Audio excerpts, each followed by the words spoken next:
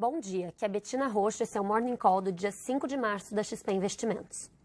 O Ibovespa fechou ontem em alta de 1,6% aos 107 mil pontos, seguindo as bolsas americanas, que foram impulsionadas pela vitória do candidato Joe Biden na super terça das primárias do Partido Democrata, levando 9 dos 14 estados em disputa.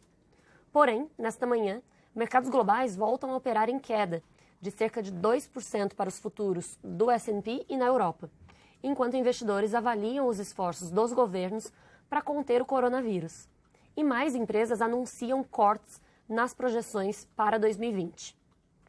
Apesar dos estímulos econômicos anunciados, os ativos de risco permanecem instáveis, em meio à disseminação do vírus no mundo, que continuam gerando quarentenas e restrições de viagem.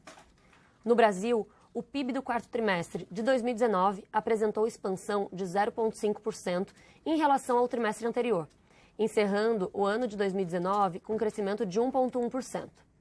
O resultado, sustentado principalmente pelo consumo das famílias, veio em linha com as expectativas, mas o aumento das incertezas quanto ao impacto do coronavírus na economia eleva a probabilidade de que a recuperação da economia brasileira aconteça de forma mais gradual do que se esperava anteriormente. Por isso, revisamos a nossa projeção de crescimento do PIB de 2,3% para 1,8% em 2020 e de 2,3% para 2,5% em 2021.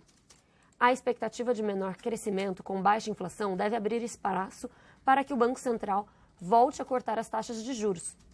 Por isso, revisamos a nossa expectativa de Selic para 3,5% ao final de 2020. Para o final de 2021, esperamos que a taxa seja de 5%. Sobre o câmbio, acreditamos que o real seguirá desvalorizado e testando as máximas por vários meses. Por isso, estimamos agora que o câmbio final de período em 2020 chegue a 4,50 e 4,40 em 2021. Dessa forma, também revisamos a projeção para o Ibovespa para 132 mil pontos no final de 2020, ao invés de 140 mil pontos anteriormente, por conta da estimativa de impacto nos lucros das empresas, advindo de um crescimento menor. Porém, o cenário de médio prazo continua muito favorável por 3 motivos. Efeito rebote na aceleração do crescimento em 2021, efeito dos juros ainda mais baixos e aumento das respostas dos bancos centrais e governos no mundo, que terão um impacto mais duradouro nas economias do que o choque de curto prazo do coronavírus. Estimamos que o índice atinja os 140 mil pontos em meados de 2021. O petróleo amanhece em queda de 0,8% nesta manhã, próximo das mínimas recentes de $50 por barril.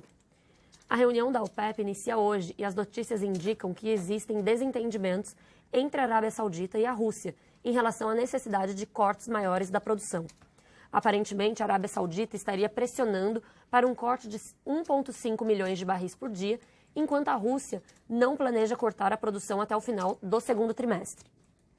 Do lado das empresas, a CSN divulgou resultados em linha no quarto trimestre de 2019. Esperamos reação neutra e reiteramos recomendação de compra no papel, com redução de custos na siderurgia e forte geração de caixa vindo das operações de minério de ferro.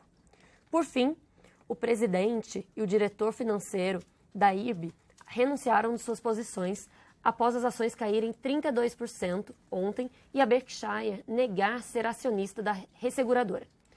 Desde o dia 3 de fevereiro, o IRB acumula queda de 57,5%, seguindo uma série de acontecimentos que aumentaram a cautela dos investidores em relação às ações da empresa. Mantemos a cobertura sob revisão e fizemos um relatório completo que está em conteúdos.xpi.com.br. Com isso, ficamos por aqui. Bom dia a todos.